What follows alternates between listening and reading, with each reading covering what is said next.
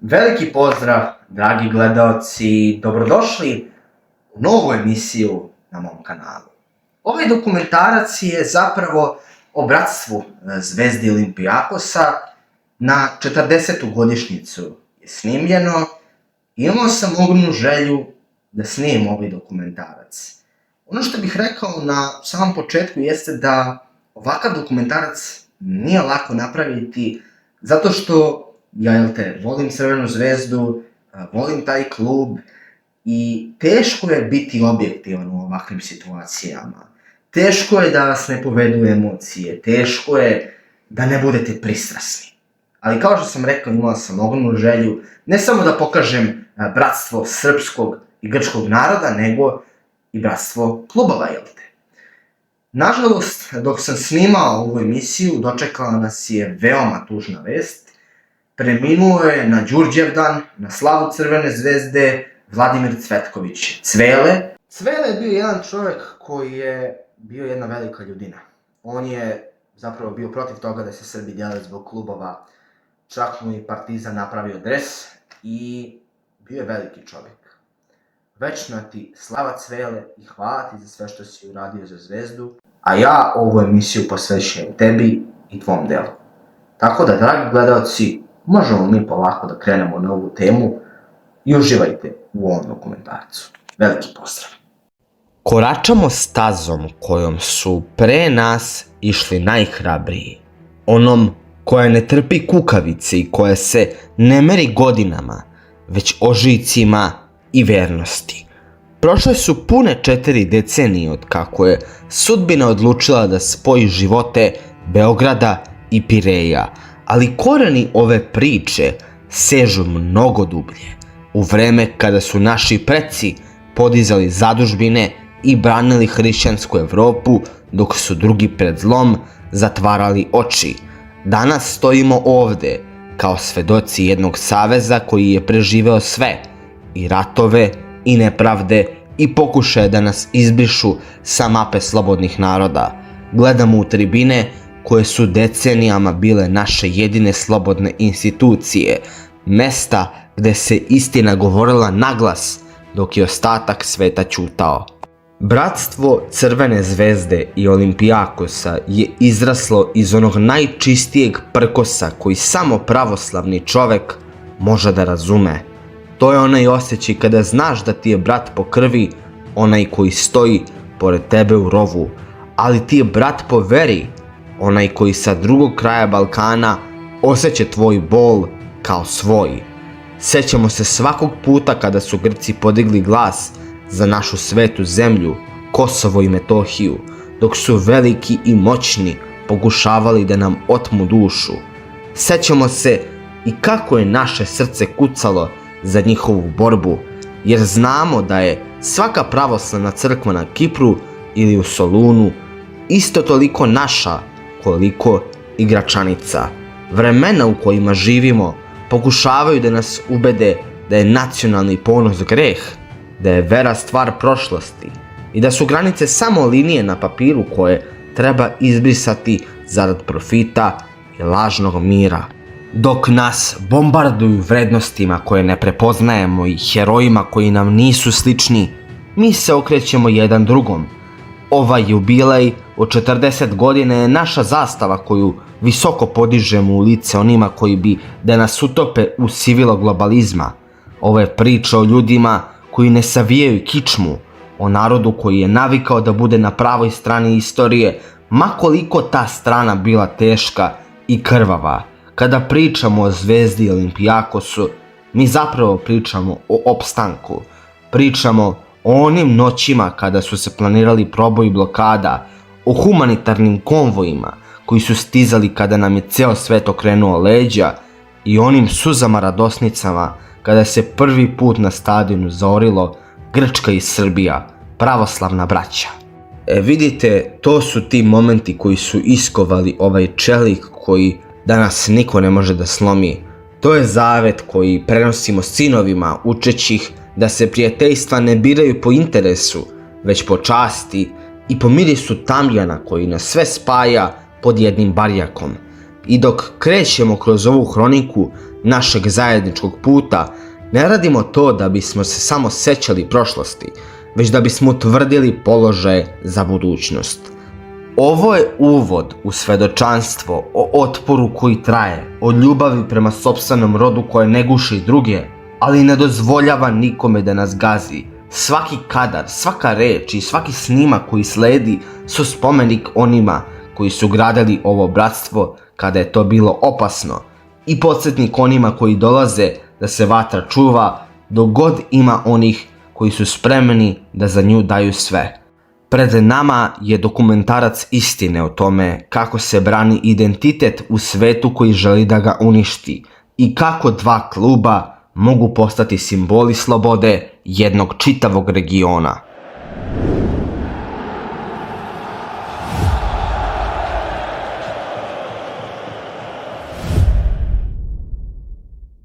Po običaju, sve velike priče imaju svoj početak, svoju nultu tačku, onaj sudbinski trenutak u kojem se istorija ne piše perom, već stiskom ruke. Za nas, ta tačka je bila jesen 1986. godine, dok je Evropa živela fudbalsku groznicu. Niko nije slutio da će jedan davomeč kupa šampiona između Crvene zvezde i Panathinaikosa poroditi bratstvo koje će decenijama kasnije prkositi granicama i jezicima.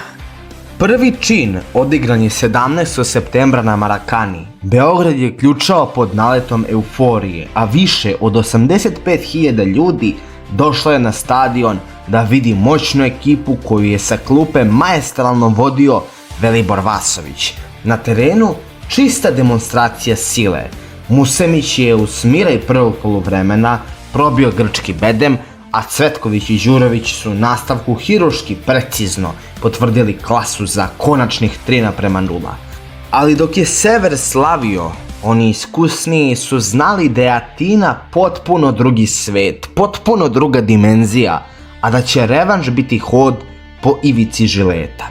Ono što se desilo 30. septembra iste godine, u gluvoj noći uoči revanša, ostalo je urezano u same temelje navijačke diplomatije. U holu atinskog hotela gdje je bila smeštena delegacija beogradskih navijača, atmosfera je bila naravno napeta. U tom trenutku pojavio se čovjek čija je pojava ispunjavala prostor, a čije je ime u Pireju bilo sinonim za autoritet. Bio je to harizmatični vođa navijača Olimpijakosa sa kapije 7, krupni momak koga su svi znali kao podmornica, ali su ga braća zvala Veliki John. Međutim, pogrešili bi kada bi uopšte pomislili da je on došao sa gardom ili bilo kakvom namerom da provocira. On je došao sa vizijom. Na tom sastanku, koji je potrajao dugu noć, ključnu ulogu igrao je Zoran Timić Tima, jedan od tadašnjih ideologa i najistaknutijih aktivista Beogradske tribine. Između dima cigareta i pogleda koji su se odmeravali, pale su reči koje će promijeniti apsolutno sve. Veliki John je bio direktan, bez suvišnih fraza. Pogledao je Timu i ostale i izgovorio cijelu suštinu. Za nas je Panathinaikos, isto što i za vas Partizan. Vaš neprijatelj je moj neprijatelj, ali vaša krv je ista kao naša. Ta rečenica je bila šifra za prepoznavanje srodnih duša. U tom trenutku sve jezičke i kulturološke barijere jednostavno su se istopile. Uzgred, kada već pominjemo Panathinaikos, imamo jednu zanimljivost. Dok su Zvezda i Olimpijakos kovali bratstvo u krvi i veri, navijači Panathinaikosa izabrali su potpuno drugačiji put i potpuno suprotnu stranu. Danas oni, nažalost, blisko sarađuju sa zagrebačkim Bad Blue Boysima, što se među i Srbima i pravim Grcima smatra nečuvenom izdajom. Kako Srbima, tako i Grcima je prosto neshvatljivo da jedna grupa iz Atine, grada pravoslavnih svetinja, bratimi sa onima koji se ponose simbolima ustaštva, ideologije koja je proganjala naš narod i rušila naše crkve. Dok se na severu i kapiji 7 slavi pravoslavlje, Gate 13 u svoju kuću prima one koje veličaju krvnike sopstvene braće po veri. Taj savez je direktan udarac na vekovno prijateljstvo dva naroda i večna mrlja na obrazu onih koji su zarad navijačkih interesa zaboravili na čast, korene i istinu. Ali hajde da se vratimo na primarnu temu videa. Te 86. godine se dogodilo nešto nezamislivo za to doba. Grci su zatražili 200 ulaznica za utakmicu svog najvećeg gradskog rivala kako bi stali rame uz rame sa Srbima. Bez sekunde oklevanja, novac je sakupljen na licu mesta, dogovorena je strateška pozicija na južnoj tribini i pakt je bio zapečaćen. Nije tu bilo uopšte reči o interesu, već o čistom instinktu prepoznavanja. Te noći u senci Akropolja rođena je čelična osovina Beograd-Pirej. Došao je i taj 1. oktobar 1986. godine. Olimpijski stadion u Atini bio je grotlo. 60.000 fanatičnih navijača Panathinaikosa verovalo je u čudo i nadoknadu.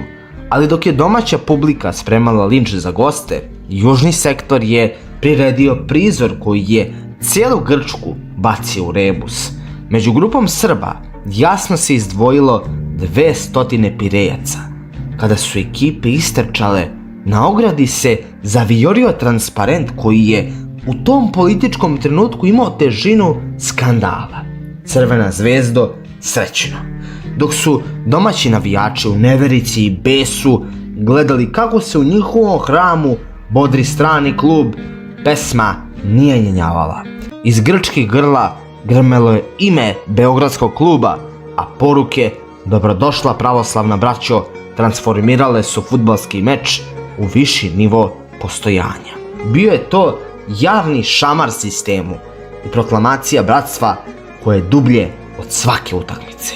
Na terenu je bila prava drama. Panathinaikos je golovima Saravakosa i Dimopulusa vodio sa 2:0. Stadion je bio na ivici eksplozije, a bez domaćih navijača, prema kako su oni mislili izdajnicima sa kapije 7, bio je gotovo opipljiv. Ipak u 89. minutu Borislav Cvetković utišava Atinu golom koji Zvezdi overava prolaz.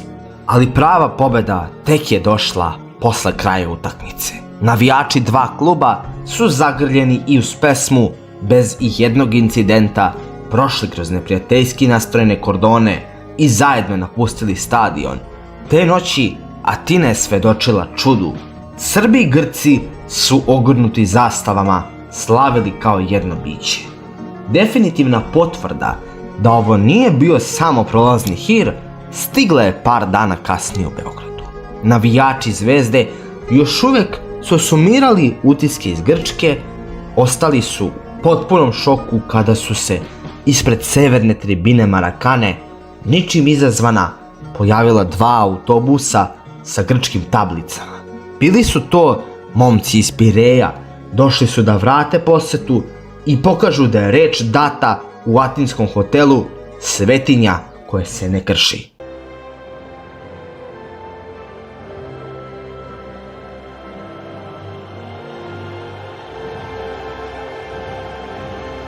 Početak 90. godina prošlog veka doneo je najmračniji period u modernoj istoriji srpskog sporta. Dok je narod proživljavao Golgotu, u kancelarijama Ujedinjenih nacija 1992. godine ispisana je nepravedna presuda. Uvođenjem oštrih sankcija Crvenoj zvezdi, tadašnjem aktualnom šampionu Evrope i sveta, oduzeto je pravo da brani svoje trofeje. Marakana, koja je tada bila dom svetskog prvaka, preko noći je pretvorena u izolovanu tvrđavu. 3 duge godine trajala je sramna tišina u kojoj su srpski sportisti bili žrtve političkih igara, sve dok jedan klub nije odlučio da interese moćnika zameni zakonom časti i vere. Taj klub je bio Olimpijakos. U trenutku kada je poseta Beogradu značila direktno suprotstavljanje svetskom poretku, braća iz Pireja su 12. novembra 1994. godine povukla potez koji se i danas izučava kao najuzvišeniji primer sportske diplomatije. Olimpijakos je tako postao prvi strani tim koji je probio gvozdenu zavesu embarga, sletevši u Beograd kao nosilac humanitarne misije i poručio da se istinsko bratstvo ne može zabraniti nikakvim dekretima. Tog novembarskog četvrtka Beogradom je vladala atmosfera koja se rečima teško može opisati. Na tribinama Marakane okupilo se 40.000 ljudi, ali taj huk nije bio usmeren samo ka golu protivnika. Bio je to kolektivni uzdah olakšanja naroda koji je shvatio da nije zaboravljen. Na severu je ponovo ponosno istaknut transparent koji je definisao čitavu jednu epohu. Dobrodošla pravoslavna braćo. Emocije su kulminirale pre samog početka susreta kada su igrači oba tima zagrljeni stali iza poruke "Sport spaja ljude, mir na Balkanu". Bio je to krik dostojanstva koji je odjeknuo jače od bilo koje političke osude. Sama utakmica bila je praznik fudbala u kojem je rezultat, uprkos ubedljivoj pobedi Zvezde od 4:1, bio u sasvim drugom planu.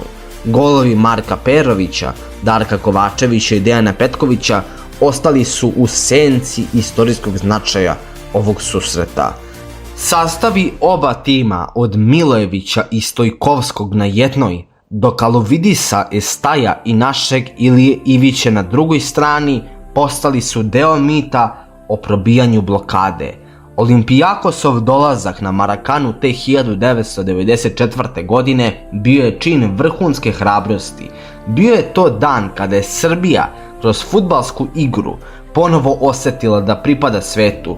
To seme odanosti posejano u godinama izolacije postalo je najčvršći stub saveza koji ni jedna sila više nije mogla da poljulja. Da bismo razumeli veličinu onoga što je Olimpijakos uradio tog novembarskog dana 1994. godine, moramo se podsjetiti težine okova pod kojima je Srbija tada disala. Rezolucija 757 Saveta bezbednosti, doneta u maju 1992. bila je presuda čitavom jednom narodu. Zabranjen nam je izvoz, zabranjen nam je uvoz, ali najsurovije od svega, zabranjeno nam je da se takmičimo.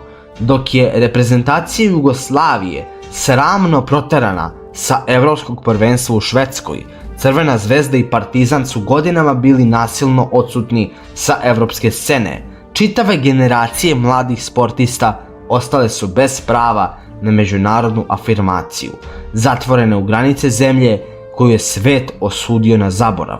U tim danima tišine, kada su se evropska vrata otvarala samo sporadično nakon Dejtonskog sporazuma, Olimpijakos je odlučio da ne čeka dozvole svetskih moćnika. Dok su zvanični kanali još uvijek bili pod strogim nadzorom, grčki velikan je postao prvi klub koji je prešao prag Marakane. To je bio čin kojim je Olimpijakos u ime čitavog grčkog naroda poslao poruku da postoje prijatelji koji sa nama dele i radost i tugu. Zvanična istorija Crvene zvezde danas to beleži kao trenutak u kojem je pravoslavni brat otvorio vrata svetu u vreme kada su ona za nas bila čvrsto zalupljena. Zanimljivo je da Evropska fudbalska kuća UEFA nikada nije zvanično reagovala na ovaj meč, iako je formalno predstavljao kršenje izolacije. Razlog je bio u dubokoj plemenitosti same misije. Delegacija iz Pireja nije došla samo da igra fudbal.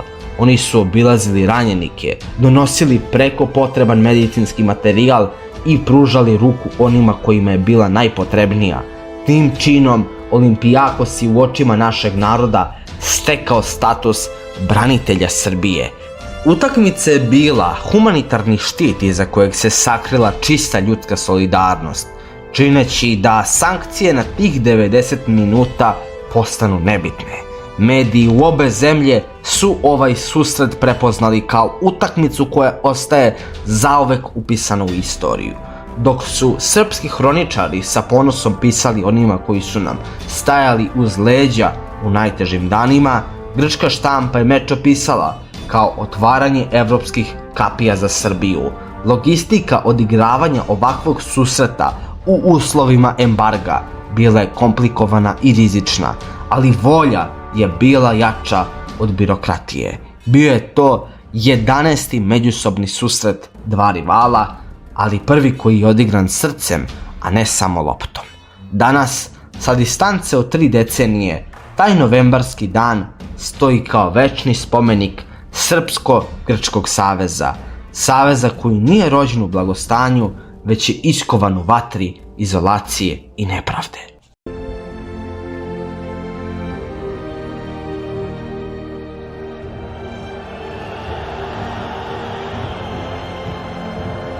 Kada se analizira odnos zvezdaša i navijača Olimpijakosa, dolazi se do najteže i najdublje teme – ratišta. Za ove dve grupe stadion nikada nije bio prostor za puko navijanje, već mobilizaciona baza i tvrđava nacionalne svesti.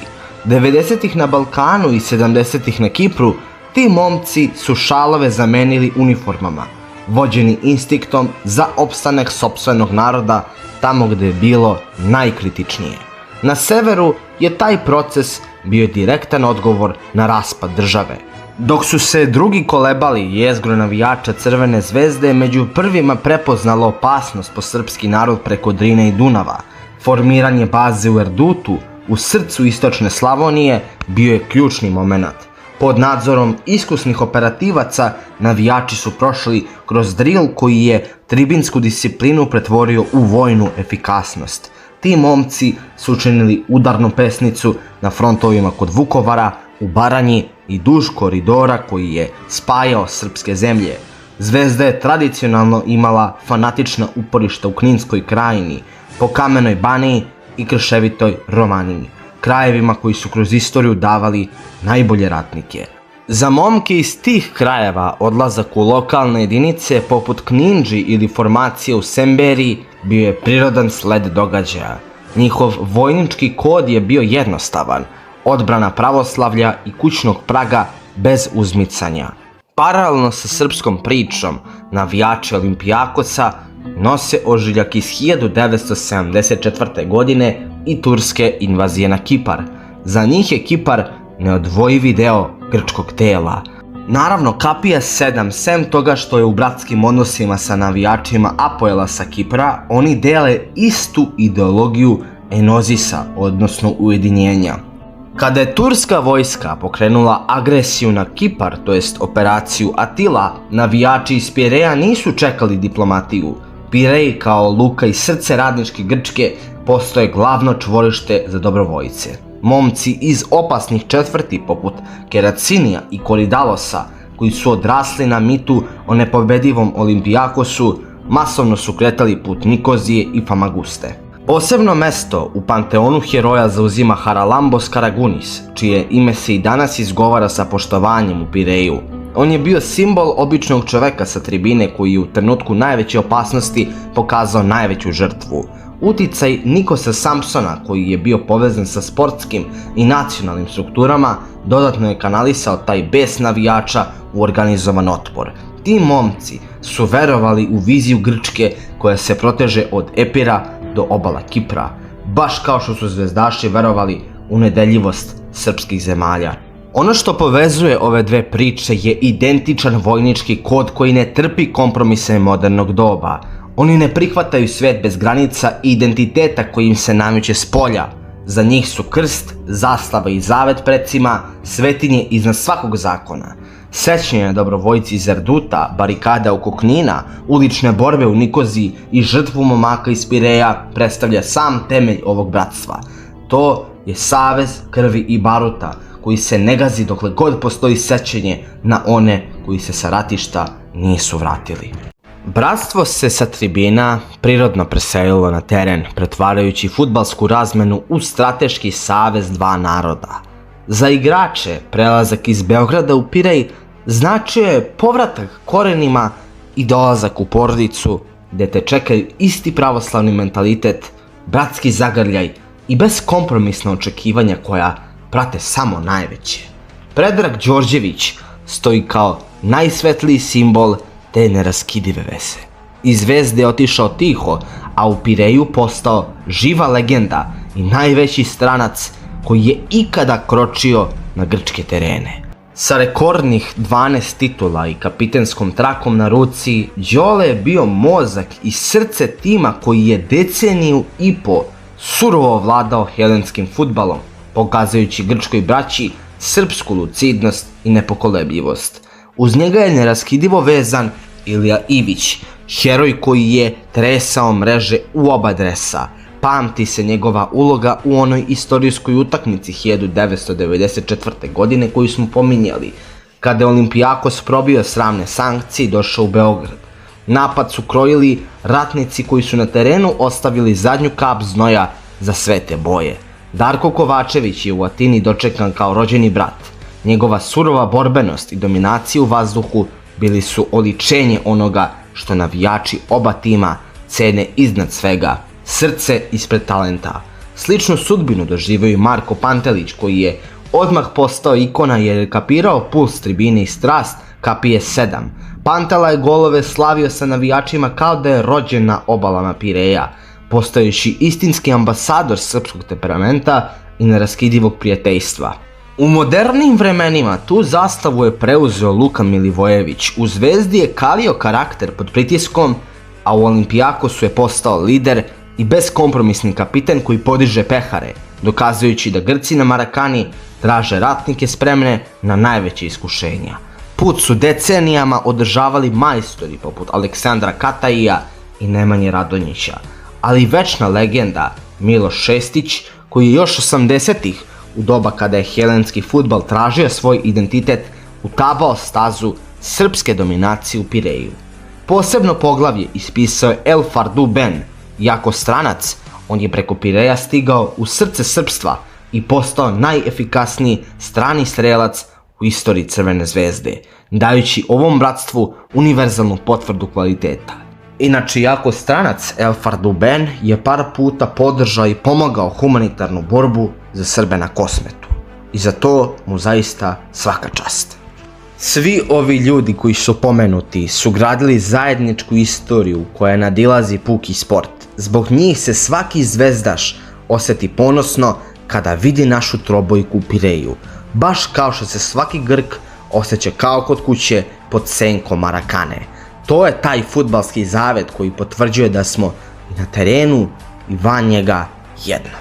Svaki zvezdaš na pomen 29. maja osjeti istu jezu i ponos. Te sudbonosne noći 1991. godine u Bariju, nakon epske borbe i penala protiv Marseja, Crvena zvezda je podigla pehar šampiona Evrope i zakoračila u večnost. Kasnije u Tokiju pao i Kolo-Kolo, čime je overena titula prvaka sveta, što je do danas ostala najviša tačka srpskog sporta. Neverovatno je da se tačno 33 godine kasnije istorija preselila na grčku obalu. Baš 29. maja 2024. godine Olimpijakos je pobedio Fiorentinu i osvojio Ligu konferencija, postavši tako prvi grčki klub sa evropskom krunom. Taj datum je neraskidiva nit između Beograda i Pireja i dokaz da na Balkanu i Mediteranu i dalje žive šampioni koji znaju kako se osvaja vrh Evrope. Pored blistavih trofeja, ova dva kluba spaja i duboka, tiha ljudskost koja se ne vidi na semaforu, ali se osjeća u srcu naroda. Zvezdaši godinama kroz akciju Crveno-bela krv pune rezerve instituta za transfuziju, pokazujući da je navijačka ruka uvek ispružena za onome kome je život ugrožen. To je herojstvo koje nadilazi tribine. Olimpijakos na isti način decenijama predstavlja stup podrške deci bez roditelja i bolnicama širom Grčke, pretvarajući sportski uticaj u štit za najslabije.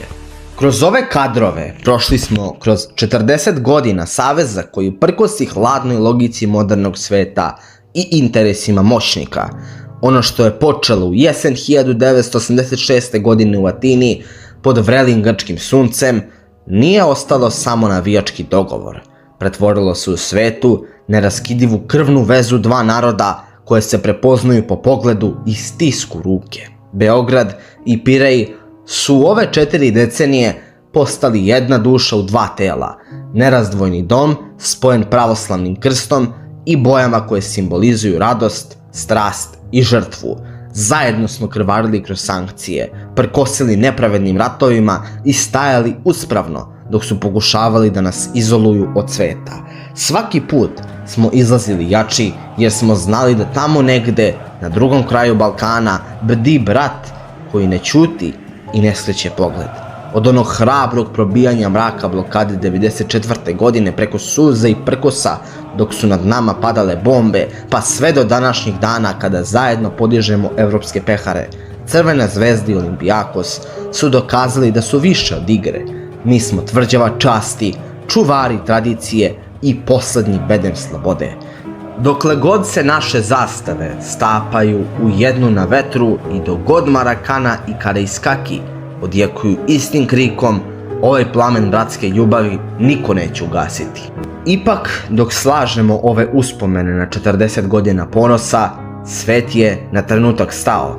U toku snimanja ove priče pogodila nas je vest koja ostavlja prazninu koju je nemoguće popuniti. 6. maja 2026. godine srce je prestalo da kuca našem Vladimiru Cvetkoviću Cveletu.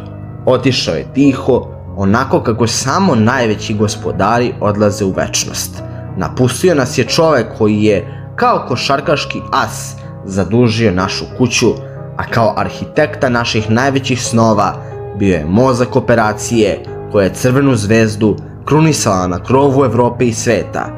Bez Cveletove vizije, njegove mirne ruke u najtežim trenucima i onog urođenog gospodstva, Bari i Tokio bi bili samo nedosanjani snovi. On nam je podario besmrtnost. Zato ovu emisiju, svaku reč i svaki kadar posvećujemo njemu. Legende poput njega ne umiru, one se samo sele u pesmu i u temelje na kojima ćemo vaspitavati našu decu. Hvala ti, Cvele, za svaku suzu radosnicu, za svaku pobedu i za to što si nas naučio da verujemo da možemo biti najbolji na planeti. Počivaj u miru među zvezdama, tamo gde ti je oduvek bilo mesto. Tvoje ime je naša zakletva. Beograd i Pirej, jedna vera, jedna krv. Crvena zvezda i Olimpijakos, zauvek i preko groba.